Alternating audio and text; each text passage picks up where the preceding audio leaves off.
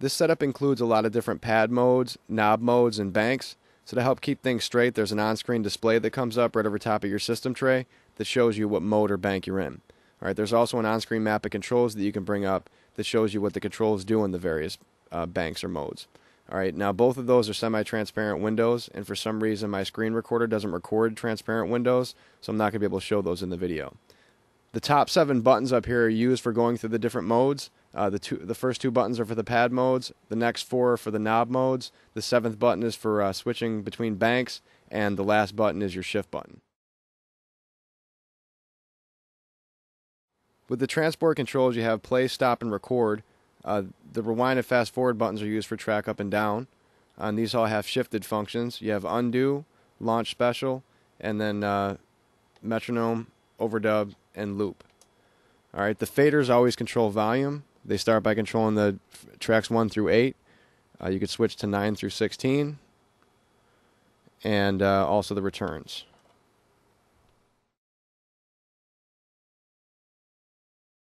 The default mode for the knobs is pan.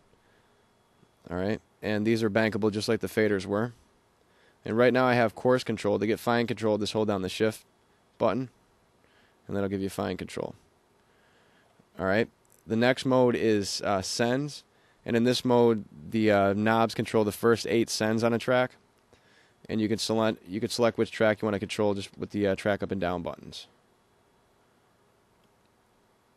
The next mode is track I/O, and in this mode you can control the input type, the input channel, the output type, and the output channel.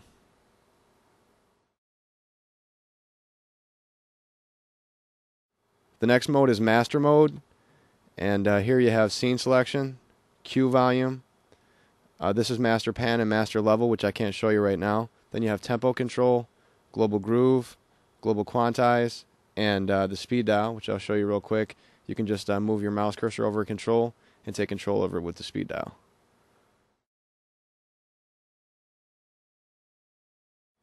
The next mode is clip mode, and in this mode you have scene selection again, clip volume, clip transposition, clip quantize, and clip loop on and off. On the bottom you got start time, end time, the length of the loop, and the position of the loop.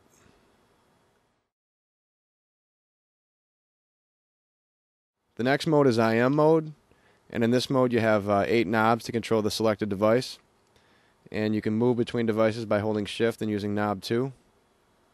Alright, and if the device has more than 8 controls like EQ8 does here, you can go through banks by holding shift and knob 1.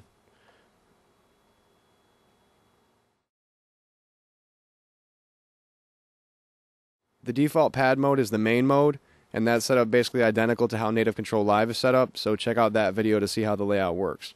The next pad mode is launch arm, and in this mode the bottom 8 pads launch clips or stop clips, and the top 8 pads arm tracks. Alright, and these are bankable just like the faders and knobs were, so you can control up to 16 tracks this way. The next mode is mute solo, the bottom pads mute tracks, and the top pads solo tracks, which I can't show you right now because I'm recording. Control banks B and C are ready to be assigned to whatever you need in live. You have access to all 8 faders, 8 knobs, and 8 buttons in both banks. In pad bank B, this is set up to control the drum rack in Live 7. If you're running Live 6, there's an included drum rack that has 2 instances of impulse, so you have 16 drums instead of just 8. Pad bank C is set up to control the included scale rack. That gives you access to 7 popular scale types. And lastly, pad bank D is set up to control the included chord racks, and those give you 7 scale tone chords with the ability to change inversions and 1 octave of the scale on the top.